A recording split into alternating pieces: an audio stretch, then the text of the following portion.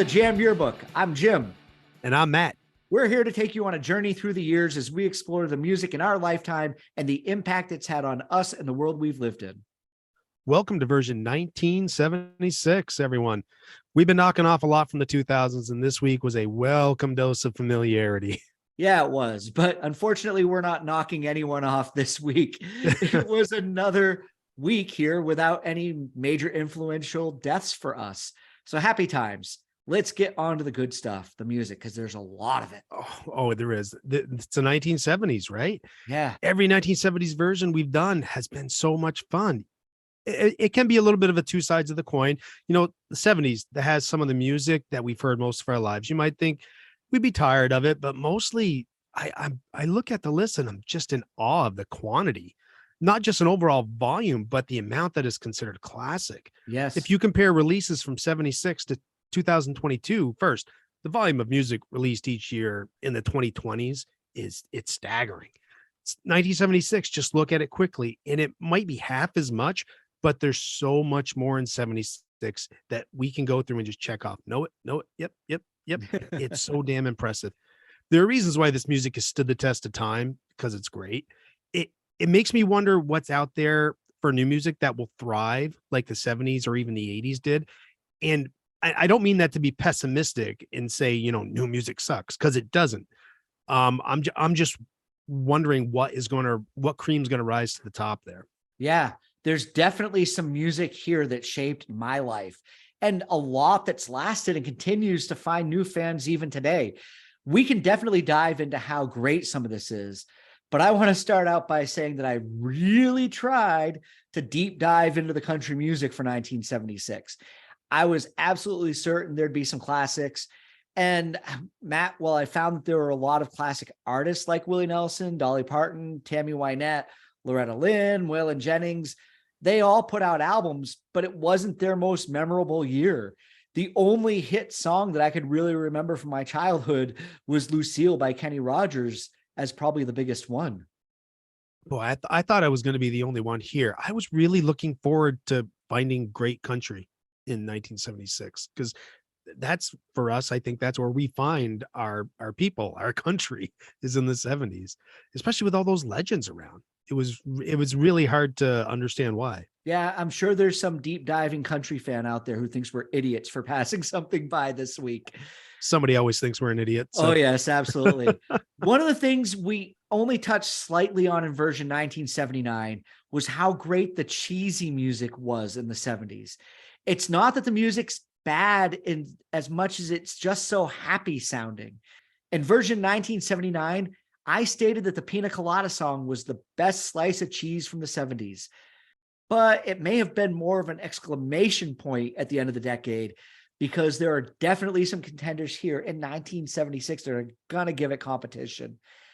I think there's a fine line between true cheese and good music that gets lumped in. ABBA and the Bee Gees both put out albums in 1976 that rose above most others. Listen to the production on You Should Be Dancing. The middle section with the guitar solo and the percussion at the end are both incredible sections. And ABBA, they just put on a masterclass in songwriting on their Arrival album. But the king of all cheesy songs may have just been released in 1976. And it was Afternoon Delight by the Starlight Vocal Band. It is pure gold cheese. How can one song sound so innocent and still be about getting laid in the afternoon? I loved this song as a kid, but I was oblivious to what it was about. And that's what makes a song like this so special. Back then, were you thinking it was like an after-school snack? Oh, yeah, marshmallow like, something. Yeah, like a little snack pack pudding or goldfish crackers. Can you imagine what went through parents' heads as kids sang along to that song? They had to think it was hilarious. Little Johnny has no idea what he's talking about. Imagine if they put this song on the Muppet Show. They could have. Rubbing sticks and stones together, make the sparks ignite. Can you? I won't say the imagery, but it's kind of like twig and berries, right? Thinking of he's working on my appetite. They were cannibals, of course. Oh my God! Can you say that was probably the king of cheesy music in the 70s. Oh yeah. But how about some cheesy rock music that was coming out? Oh, you're talking about Frampton Comes Alive, right? Yeah. That's got to be the most famous live album of all time. I like the hits from this album. There was a time when I really got into the talkbox guitar solo on Do You Feel Like We Do? But now I kind of realize that it's one of the cheesiest rock albums of all time. If you go listen to it today, put on some headphones, kick back, and listen to the crowd cheering. It just makes me laugh because there are times where they're cheering and you don't have a clue what's going on because they're probably moving amps around on stage or setting things up. Yeah, could have been a streaker, Yeah. knowing it's the 70s. But it's good, fun cheese. I just think in its time, for some reason, it got overblown. None of his earlier albums sold well. And then suddenly this live album comes along and it sells 11 million copies worldwide. It has to be one of those in the moment kind of things, because this was still a world without MTV, YouTube, or live rock music in general getting a lot of attention on TV. I think as far as cheese goes, I think the perceived level of it is directly proportional to how much beer I've had. Yeah. Because I was on board with you that this is pretty cheesy, but I threw a few back and I put it on the turntable. If I didn't have a bad angle, I would have been dancing around to show me the way. It's just when you're in the right headspace, even if you're by yourself, it's a great album. Since we're on Cheese Street, let's play the game. I'll name check. You say cheese or not. All right. At the end of the show, everyone, including us, will never want to hear the word cheese again. I guarantee you. Let's do it. And just because a song is cheesy doesn't mean it's bad. All Al Stewart, Year of the Cat. Nah, that's not a bad song. It's a good song. Well, we'll disagree. Chicago, If You Leave Me Now. Yes. Just that part alone makes it a yes. Orleans, Still the One. I think maybe it was just a happy song, you want to kind of clap along to, but not necessarily cheese. Okay. All right. I thought that was a cheddar all the way. Boz Scaggs, Lido Shuffle. I think that's probably borderline, but there's enough boogie in that song to still keep it chugging along, to keep it away from cheese. Yeah, I think so. KC and the Sunshine Band, Shake Your Booty. Look, Matt, anything with booty in the title is a certain yes. If it's got booty in the title, it's a cheesy song. Yeah. Gordon Lightfoot, Wreck of the Edmund Fitzgerald. I think this song was probably well received when it first came out, but over the years, it's kind of transitioned to a yes. It maybe people didn't realize it was cheese, but then it started to stink over time. Yeah. When I was younger, I kind of, would sing along to it. But the older I got, I'm like, why is this even a song? What the hell, Gord? What the hell? So Neil Diamond, Beautiful Noise. Nobody runs a fine line between cool and cheesy better than Neil Diamond. Preach, brother. Yeah. Oh yeah. Neil Diamond's still cool. Barry Manilow, I Write the Songs. Well, look, we've got a king of rock and roll, and we've talked about the king of pop, and now we're at the king of cheese, and that is Barry Manilow. That's a Weird Al song. Yeah, but I you're right, but I still like him. I still like Barry Manilow. Oh yeah. I bet Barry Manilow karaoke is pretty fun though. Oh, absolutely. Regardless of what you think of him. Rod Stewart, Tonight's the Night. As 50-year-old men, this song's probably cheesy, but I'm sure in the 70s, when you're coming of age and you were like 16, 17, 18 years old, this song had a lot of deep-rooted meaning to some of those adolescents back then. Oh, I bet so. Yeah. All right. So since you threw some songs at me, I'm going to throw some songs back at you, and you tell me what you think. Bring it on. All right. We're going to start with Wild Cherries. Play that funky music. I love it, but yes, I was walking out the door from work the other day and it was on, and I'm like, wow, this still has such a great beat and funk groove. But yeah, it just goes down that cheese lane for me. I like it, and I agree with you. Wings, Silly Love Songs. Hell yeah. But Jim, what's wrong with that? I've got to know because he's gonna go again. He's gonna Great bass line. It is. I mean, it's Paul McCartney, so it's gonna have a great bass line. Oh yeah. But, Oh yeah. It is a great bass, but cheesy. Yeah. Yeah. It's Paul McCartney. Yeah. Yeah. The Bellamy Brothers, Let Your Love Flow. For me, if it's sappy, happy, bouncy, and sounds like a jingle, big time yes. Is it a country song? I don't know enough of the Bellamy Brothers to say so. I Okay. know it's got acoustic guitars, and if you watch them perform it, yeah, it's cheese. Okay. That's all. Leo Sayer, You Make Me Feel Like Dancing. Oh, I can't believe you're making me say this out loud. Yes. Yes. Wait. Okay. So I don't want to sound like I'm convicting his whole catalog.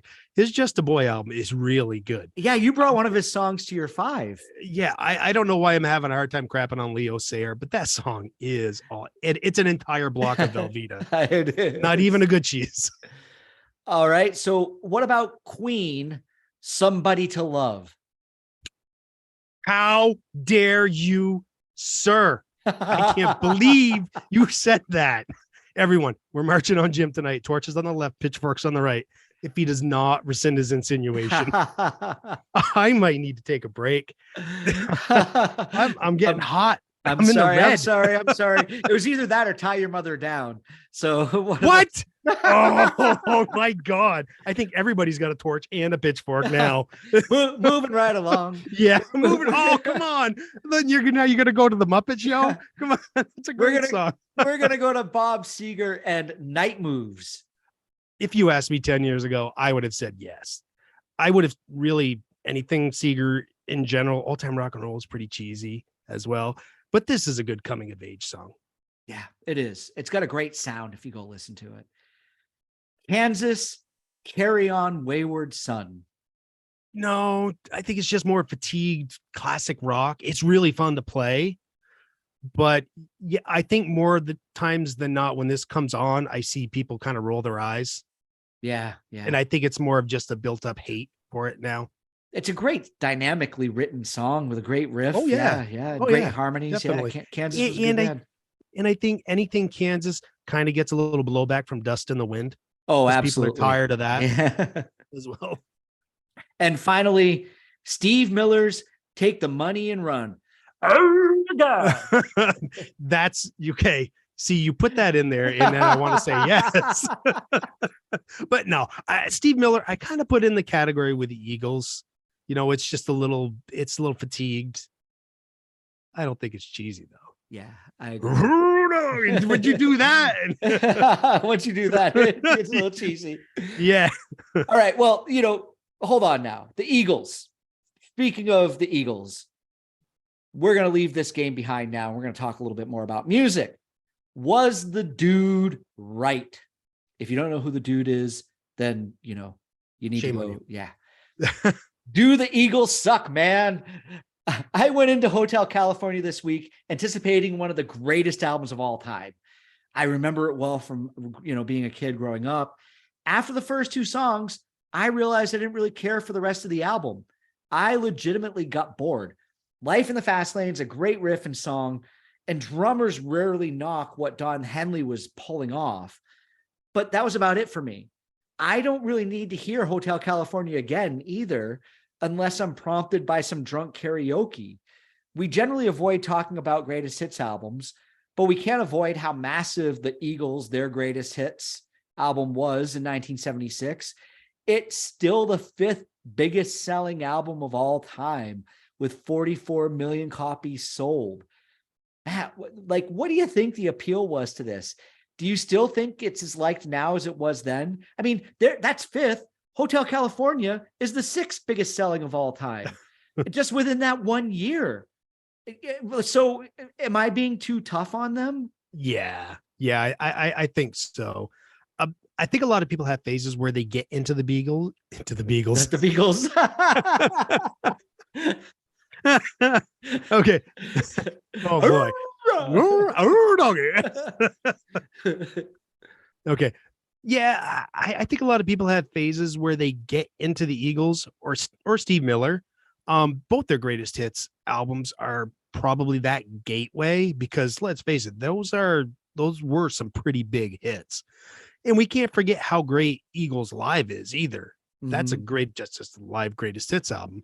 Maybe the Eagles are a palate cleanser. I remember when both of them came around to me the second time, I was in my 20s. I lived through metal, going through grunge, was listening to a lot of Tool, 9 Inch Nails. I went into work and I'm walking down the row of Tools and everyone has their radios going. Some people are a little older and, going through, I'm hearing the Eagles and Steve Miller kind of wafting into the atmosphere.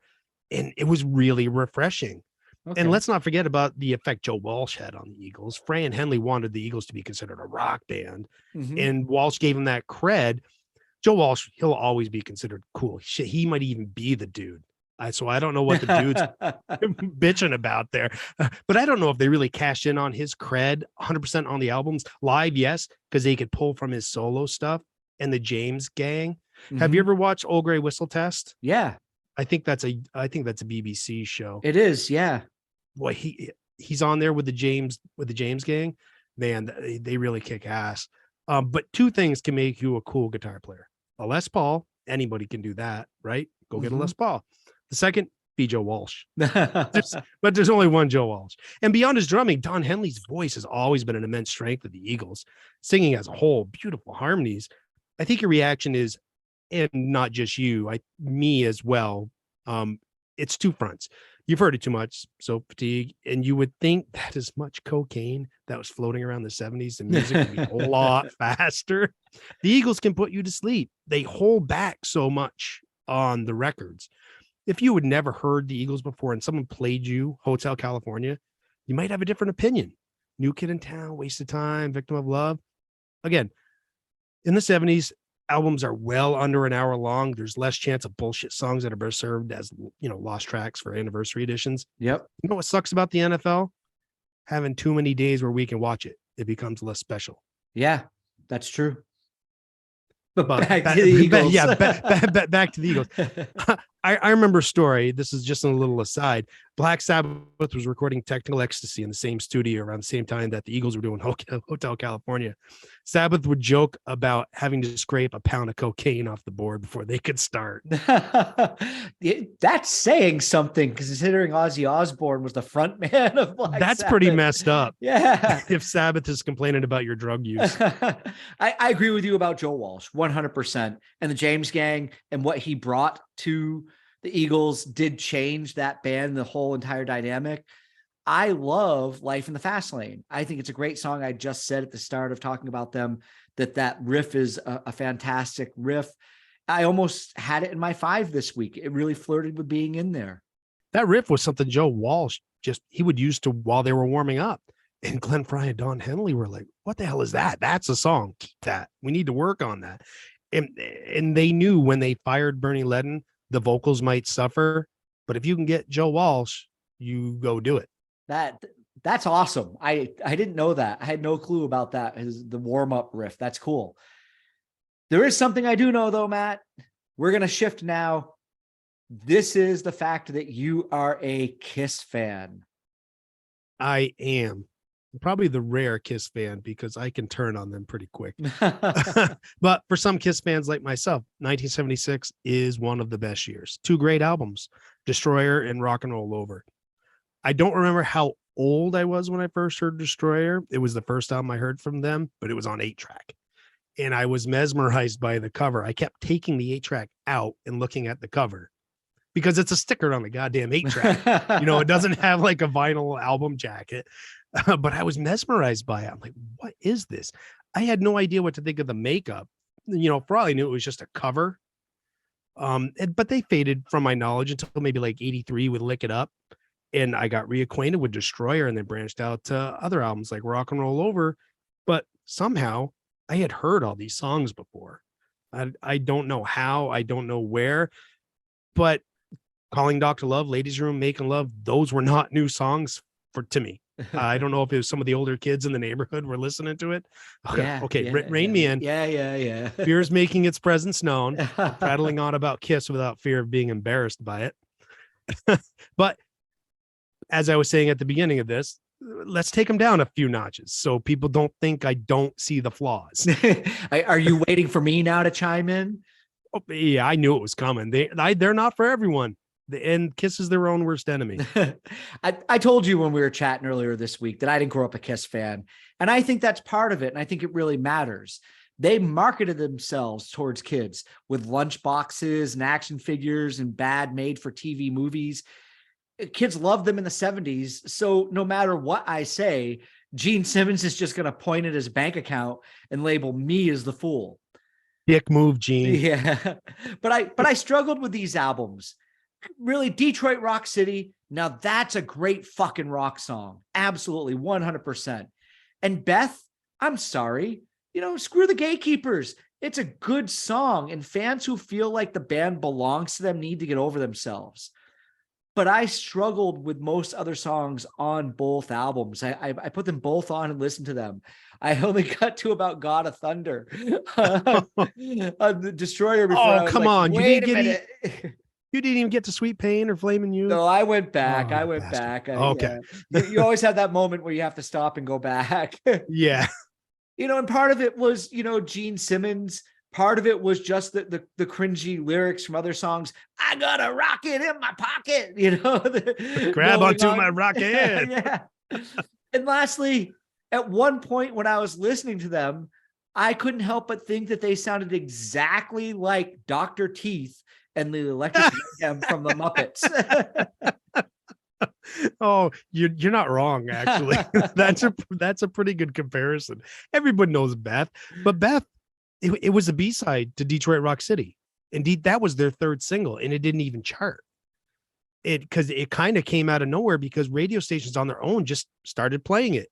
And, Kiss was already, writing songs for Rock and Roll Over, because your reaction to Destroyer and Rock and Roll Over is pretty similar to OG Kiss fans when those albums came out, because their first three records, they were not selling well until their live album came out, Alive, and it kind of captured the band's essence. Mm-hmm. But they also realized that those first three albums sounded like shit, especially Hotter Than Hell. So they bring in Bob Ezrin. I mean, just look up that guy's credentials, and they got what they paid for. Guy came in with a fucking whistle around his neck, calling them campers and told them, don't ever stop playing until I tell you to. And they came out with a much more polished, layered album.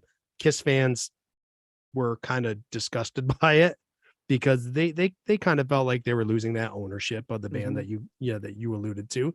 So their answer to that is Rock and Roll Over, which they brought in Ace's friend Eddie Kramer. Okay. Again, that guy's got some producing and engineering credits with, Led Zeppelin, Jimi Hendrix, just to name a couple. Yep. Okay, I'm gonna rein myself back in again. But Rock and Roll Over has that harder sound without the overdubs and the string arrangements. But in the meantime, Destroyer explodes because of Beth. Yeah. And you want cringy, try listening to Gene's solo album. And Paul can be just as bad. They both piss me off by taking every opportunity to rip on Peter and Ace. They're just kind of dicks that way. Mm-hmm. I have bright spots through most of their career, but they jumped the shark after the next album, Love Gun. Just what you wanted, more lyrics with sexual innuendo. But that's for 1977. And you alluded to them becoming, cartoon characters. That is, 78. Kiss meets the Park Phantom, the solo albums, everybody becoming their own color and really a cartoon and a caricature of what they started out to be. That transition completed in 78. All right.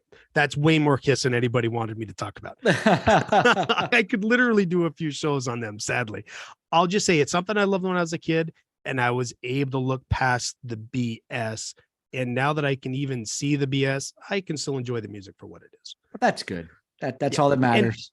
And we've been wallowing in the waters of music that may not be everyone's cup of tea for a little while here. So let's get on to maybe trying to find some common ground. Yeah, we can do that. But just keep in mind, Kiss had an army. They had an army. They did. So I'm sure there are some people that will agree with you out there. On common ground, let's talk about some of the huge debuts that came out in 1976. We had our introduction to Tom Petty and the Heartbreakers. Oh, yeah. And this is an example of the UK getting their act together first. It took them almost a year to break in the States. And this album only got to number 55 on the charts. Yeah. Do you think their sound was a little too original or ahead of its time? It's hard to think of them, having that thrown about, talking about their music because they've been around for so long.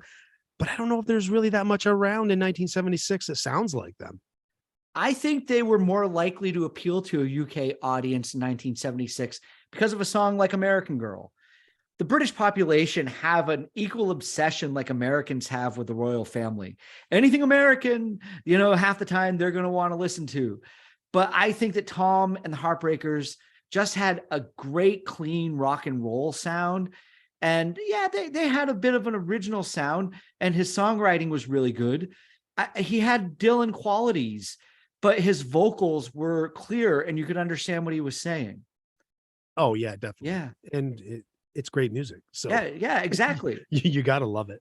Now, after that, another great big debut was Boston. Oh yeah. And this is a band that I always want to write off. But then I listen to this album. It's a greatest hits. Smoking was a B-side of More Than a Feeling. Yeah. An album is great when B-sides become radio hits, right, Beth? Yeah, exactly.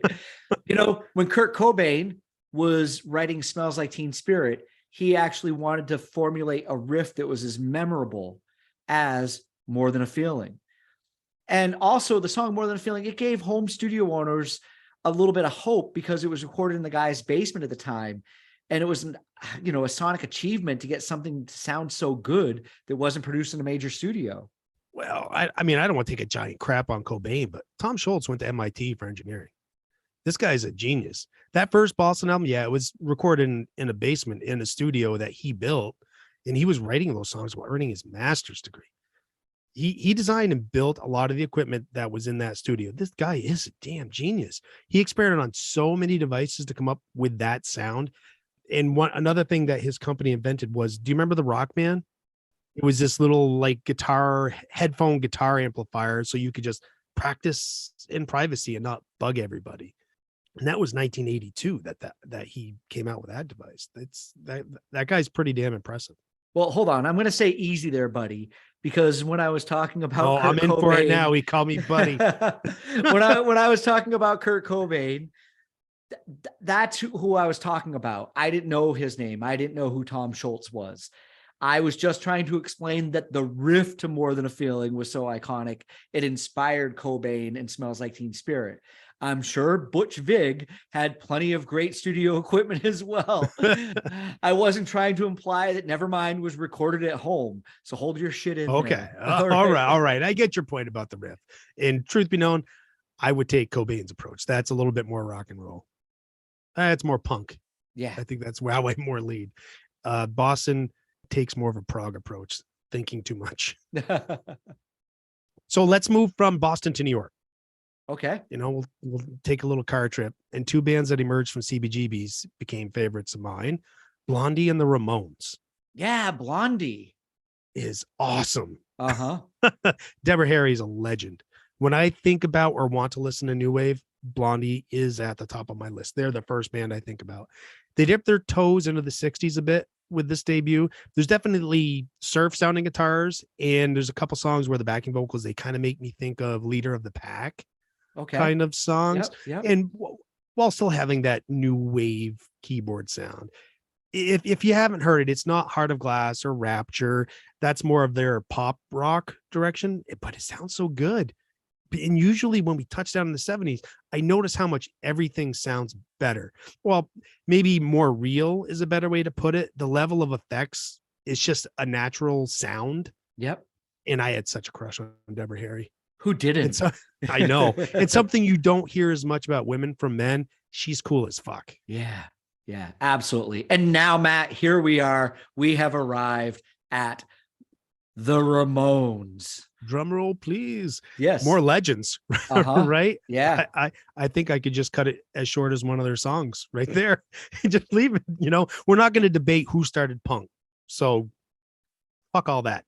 I'm just going to continue to appreciate a band and an album that has influenced countless others and left a mark on the world that will never go away. You want to listen to 14 great songs in a half hour? Put on this album. Even if you don't like a song, I think you can spare the 2 minutes. Sometimes mostly they're under 2 minutes. Whenever there's too much bullshit fuckery going on in any musical era, the Ramones will be there offering a reset. I love bands like Pink Floyd too, but I need the Ramones for when I don't want the task of studying what I'm listening to. I just want to feel something raw. And there's something about punk like this that gets all my thoughts going in the same direction. It's odd, but it does help me concentrate. Yeah, we talked a little bit in version 1974 about CBGBs and the amazing acts that you go and see there. Both of these bands were such influential legends of music. Both were there and contributed to the rise of punk. And as you say, Blondie also led the way for new wave. Deborah Harry was a legend. She was the queen of CBGBs. She was talented, confident, and intimidating to the other musicians there. When she was in the building, it was her house. I'm so happy that I was able to go there before it closed. I would really love to have a time machine and go back and see what it was really like to be there when those two bands played. Well, that would have to be so awesome. If I'm making a Mount Rushmore devoted to the women of rock, Deborah Harry's on it. Yeah. Well, there's no ifs. I'll do it right now. Okay. Deborah Harry, Joan Jett, Chrissie Hynde, and Ann Wilson. I agree with that. Absolutely. Wait. Yeah, but how do I get Susie Quattro on there? Yeah. Okay, this is harder than I thought because nobody deserves to be kicked off. Nope, set in stone. Okay. That's what it is. All right. Okay, let's go into something a little more harder than the new wave. Well, maybe not as harder than the Ramones, but Dirty Deeds Done Dirt Cheap, and High Voltage. 2 releases from AC/DC. Yeah, these 2 albums, I don't think the States discovered these albums until the early 80s, but for some reason, I think I told you I have an early memory of this music. And I'm not quite sure. Yeah, you did. Yeah, I'm not quite sure where it came from. I had a lot of older cousins. I was the youngest grandchild of like 25 plus cousins. Oh, wow. So I think a lot of them served in the military and went on ships overseas and such. So somehow this music came into my life. But I knew Big Balls when I was a kid. and I was really young. Of course, my juvenile mind thought that it was comedy gold at the time. And the title track, Dirty Deeds Done Dirt Cheap, I always thought it was so cool. And honestly, man, It's a Long Way to the Top is 70s classic rock defined right there. Early AC/DC was raw and it was fun. They weren't always great or even that good, but they had a formula and it always worked. What? All right. Yeah, you're right. You're right. They've had some stinkers. I'll have to admit, even if they have a bad record, it's still cool because it's AC/DC. They don't chase trends. But yeah, especially post Back in Black, they're pretty hit or miss. If I'm picking one AC/DC song, though, it is Long Way to the Top. Mm-hmm. Those bagpipes get me every single time. Such a cool song. And Dirty Deeds is a low-key great album. I mean, Ain't No Fun, Right On, Squealer, Problem Child, Jailbreak. Oh, man, I want to take a break and let's do it right now. All right, let's go do that. That album's awesome. Big Balls.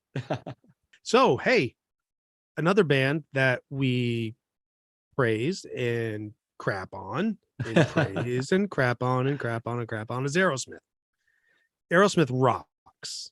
That's an album that, yes, but they actually do rock on this album. I only knew Back in the Saddle, and when I went back to listen to it this week because it was not familiar to me, there wasn't really much I could latch on to.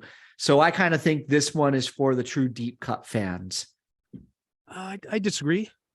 Wow, we're going to disagree again on Aerosmith. This is a great Aerosmith album. It's dirty and messy rock and roll, but the backbone is tight as hell.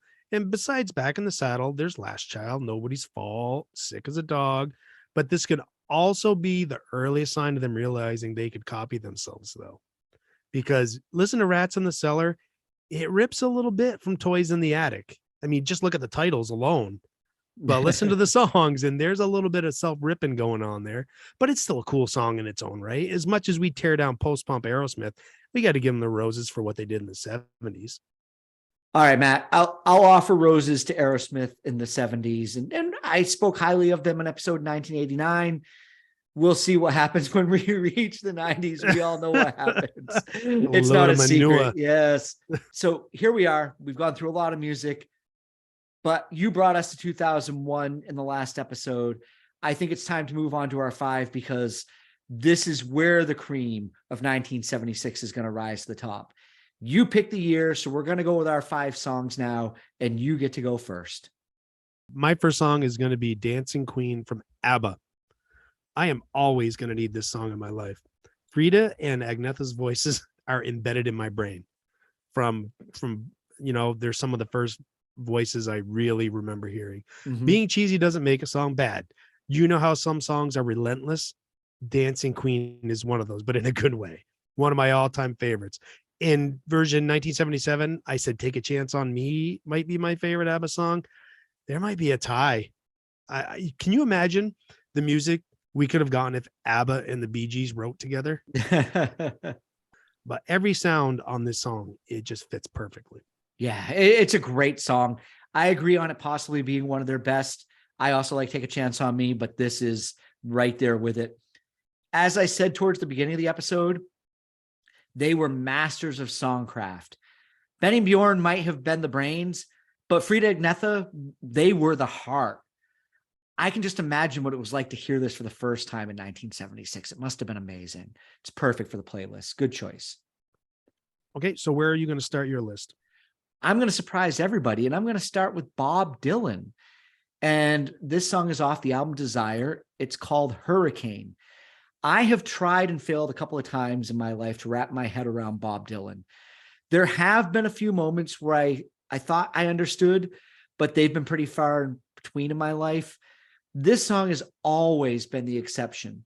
Long before the Denzel Washington film, in my teen years, I learned the story behind the song and the injustice of boxer Reuben Carter, and I embraced it.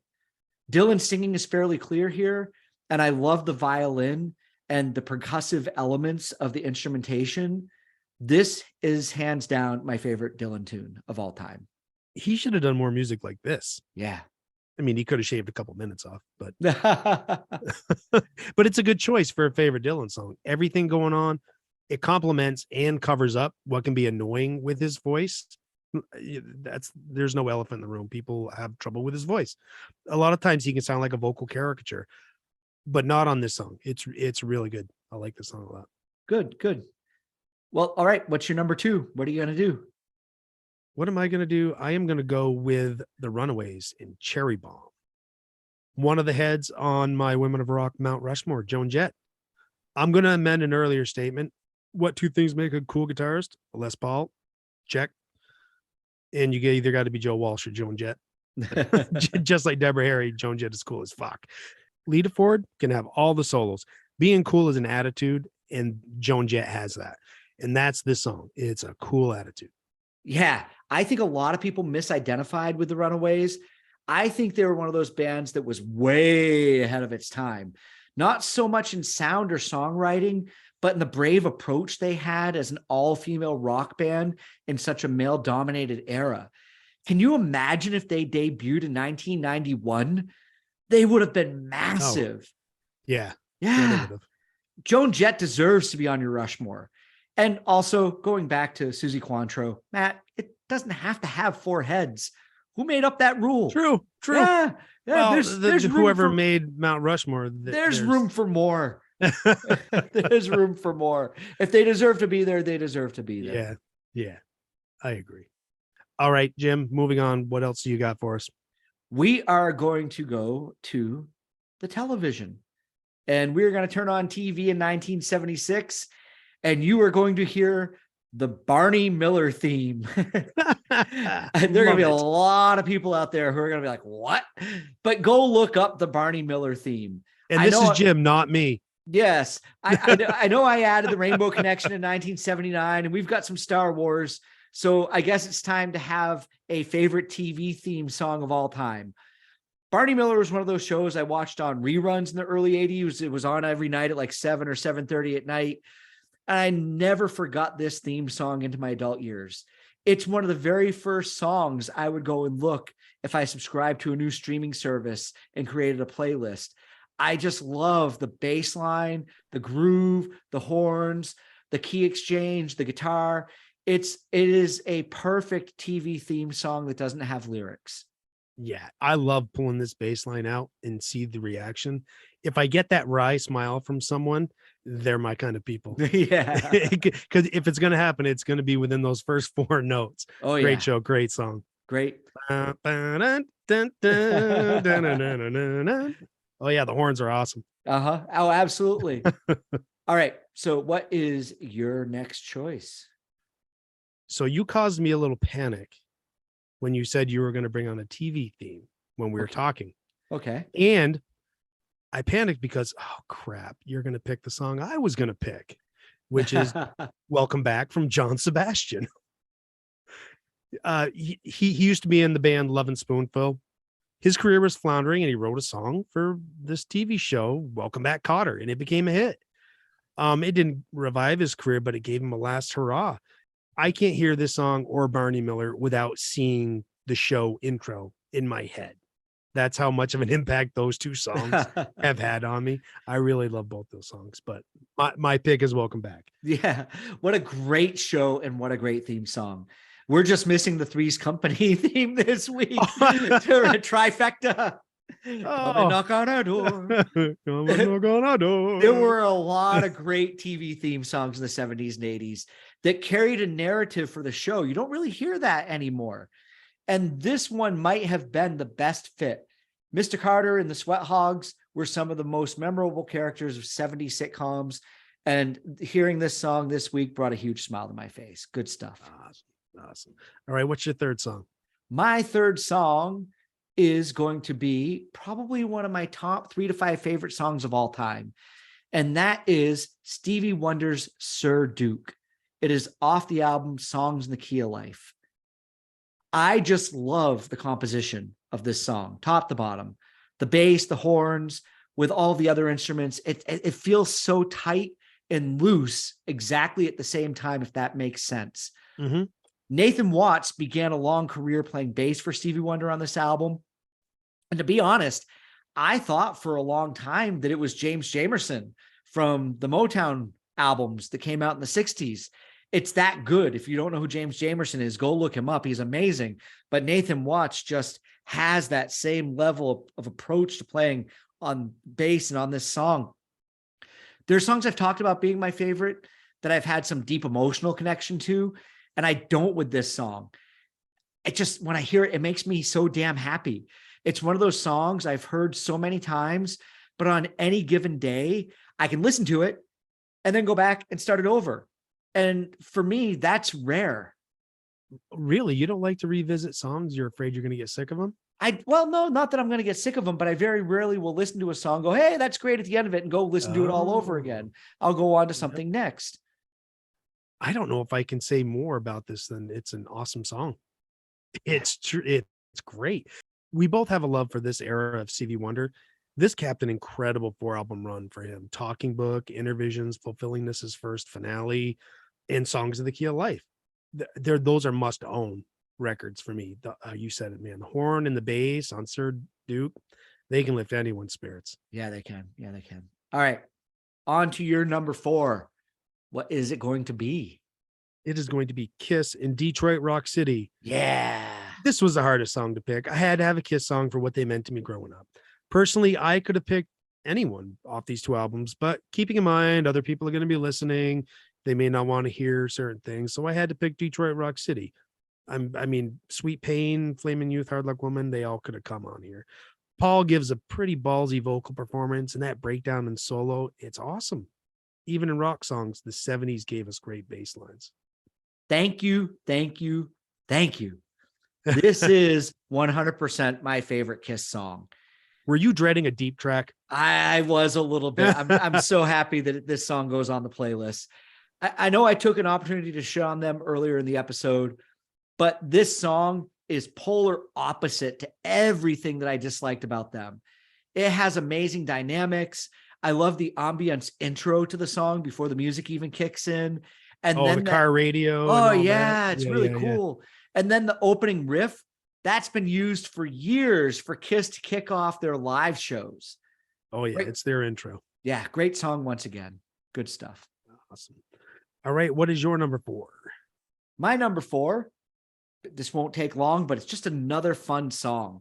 and it is Rubber Band Man by the Spinners. The Spinners were a pretty successful 1960s doo-wop group, and they managed to bring a song to, the scene in 1976. So good on them. It has such great vocals. They're so smooth. There are breakdowns and beats throughout the song going on. And this is just one of those songs that you sing and tap your fingers to. And if nobody's looking, you get up and you dance like a spinner in the room. I'm glad you're bringing the R&B and soul this week. We've had so much to talk about. We've neglected it, and it's some of the better music. The Spinners wrote themselves a theme song with Rubber Band Man.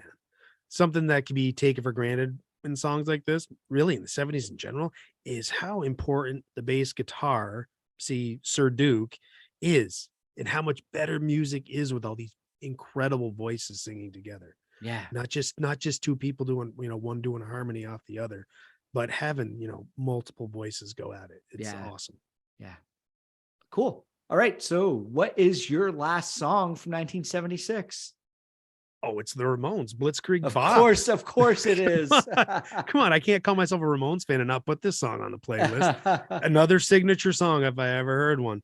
This is heard everywhere. You can't go to a sporting event without, people going, hey, ho, right? It gets pumped into the stereo. I hate that tease too. Just play the whole damn song, please.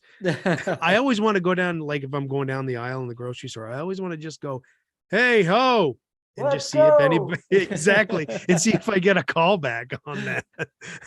That could be a fun game. Seriously though, for me, this is what I want punk to sound like. The songs are short, sweet, and for all the rough edges, there's still really good musicality to it. Just like Kiss, I could have picked 6 other songs, but everyone knows this, and I think it's universally tolerated, if not loved. Yeah. I'm so happy that this is the song that you brought to the show. It absolutely belongs on the playlist. It's just such a perfect introduction to every bit of energy that the Ramones were going to give. This is a hard album to pick one track from, but Yeah, I do think the immense popularity of it is what makes it deserving to be on the playlist. Yeah. And we've got some time left, so I don't think we're done with the Ramones just yet. No, I got a cleanup episode or two I could put beat on the brat somewhere. Okay, that wraps up my 5. What are you going to close yours out with? I'm going to close mine out with, I'm glad that you're enjoying my R&B and soul this week. So I'm bringing one more, and that is James Brown's Get Up Off of That Thing, and in parentheses, Release the Pressure. I'm back. I'm back. I love to walk to this song with headphones on. I think everybody has that song out there that they like to be walking down the street and they catch that groove. This is my Staying Alive. I catch the groove and I just go with it. And then that clavinet comes in. This is such a unique keyboard sound. Through headphones, it just melts my eardrums like butter. It's percussive at the same time. Yeah, it's not just ear candy. It's like brain candy. And just listen to the band. How much fun are they having recording this song? There's so much calling back and forth to one another, hitting their marks when James calls for them. Go listen to the extended version, the full album medley of it. The drumming is amazing. This is the kind of song that makes me celebrate music. And just when I think I'm bored with James singing the same verse over and over again, the band does something to keep me right there in the song. I also have to say, on a funny note, in typical James Brown fashion, he was in trouble with the IRS. So he gave the writing credits to his wife and 2 daughters so that the family would still get the money. Oh shit, I didn't know that. That's pretty funny. I listened to this song and I wonder why anybody would want to use 808s for a beat when you know what people can do with an actual drum set. Yeah. A drum set just gives you so much more feel and heart and soul. I don't know if people think James Brown was just an intense performer. He was a lot more than that. He ran a tight ship with that band. You better know what you're doing. Oh yeah. He demanded as close to perfection as possible. It wasn't practice. It was a dress rehearsal. He supplied you a uniform and you better be wearing all of it. Sometimes I wonder if he became a caricature to some people, but he was so far away from that. Whatever he did or said in a performance, he felt it. He meant it. He sold every part of himself on that stage to convince you that this is the best show you're ever going to see. Oh, absolutely. Absolutely. And, there's nothing wrong with a little James Brown on the playlist. We need it there. Oh yeah, definitely. Yeah. I wonder if that "I'm Back" was directed to the IRS. Possibly. But what's funny? He's exactly right. Get up off of that thing and dance so you feel better. Get up off of that thing. Try to release that pressure. And how many people in this world love to go out at the end of the week on a Friday night? They just get up off their asses and they go dance and they let it go. And he knew what he was talking about. So that's James Brown right awesome. there. Yeah. I'm surprised we haven't had James Brown on the playlist yet. That's kind of a crime. It is. I'm glad we got him there. That's a crime. All right. So that wraps up our 5. We can move on from ours and we can go to the poll from the Facebook page. Yeah. Good songs this week. We can have some new additions to Welcome to the Jam Yearbook playlist. Yeah. So I'll start. We will go with Boston's More Than a Feeling. Of course, good stuff. Classic. Good stuff. Yeah. And after that, we have Heart, Crazy on You. You said earlier in the show that you would put Ann Wilson on your Mount Rushmore. Here she is. This song's fantastic. Yes, it is. And for those of you demanding more cowbell, Blue Oyster Cults, Don't Fear the Reaper. You know what we need? We need more cowbell on this show, Matt. That might drive people away, actually. Yeah. And everybody agreed with us that Starlight Vocal Band's Afternoon Delight is a delightful piece of cheese. Yeah, we have to have some Randy listeners for that. But I'm happy to have this on the playlist. Hey, you want to talk about what to do after work? Come on. And we had a tie. We could have flipped the coin, but both these songs deserve to be on the playlist because they're beloved classics and we're lazy, I think. So we're also going to add David Bowie's Golden Years and Peter Frampton, Do You Feel Like We Do? Both great songs and break out the talk box. Yeah. Oh, wait, no, that. Yeah, no, that's a different song. Yeah. All right, Matt, it's time to wrap it up. So part 2 is next week? Yeah, I know. I don't want to leave the 70s either. I know. Oh, well, we don't have to. We got a few more in this decade to cover, I guess. Yeah, but it's probably better if we savor them. We gotta hold off. You're right. I feel like when we cover the 70s, I'm not speaking for you, but I'm more relaxed. I feel like I can embrace more of the music, and it seems like we joke around a little bit more, maybe because we're not gonna piss anybody off and we're not really protective over the music like we might be in the 80s, 90s. Yeah, the pretentiousness just seems to go right out the window. Yeah, almost everything is cool in the 70s. That's why it's so much fun to be here. Yes. So you sound like you might be a little worried about where we're going to go next. A little bit. A little bit. I think it's going to be culture shock no matter where we go. Oh, absolutely. But don't worry too much. We're not going to go too far ahead. We're not going to the 2000s just yet again. We're going to go to 1985. Oh, cool. Yeah.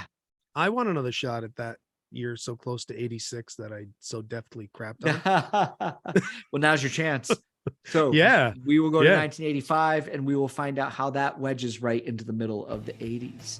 Yeah, I'm looking forward to 85. That's going to be a lot of fun. It will be. I think it's your turn to wrap it up this week. It is. I think we've lingered on long enough. The 70s generally produce a longer show than others. So we want to thank everybody for tuning in every week and for all the participation on the Facebook page. And from the Jam Yearbook, we want to say goodbye and we'll see you next time for 1985. Yeah, thank you very much for listening, everybody. We'll see you next week. Peace, love, and podcast.